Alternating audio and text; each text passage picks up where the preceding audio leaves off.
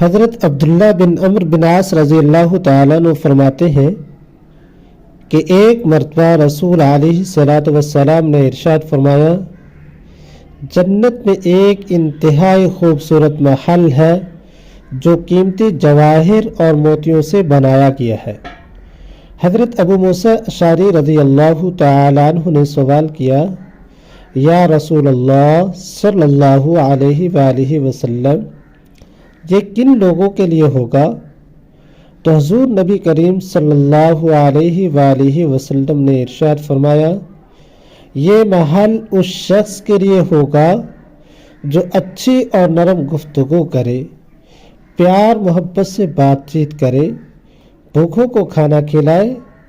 اور راتوں کو اٹھ کر اللہ رب العزت کے حضور نماز پڑھے، اللہ تعالیٰ کی ذات کی عبادت کرے، تو اللہ تبارک و تعالیٰ یہ محل ان لوگوں کو نصیب فرمائے گے۔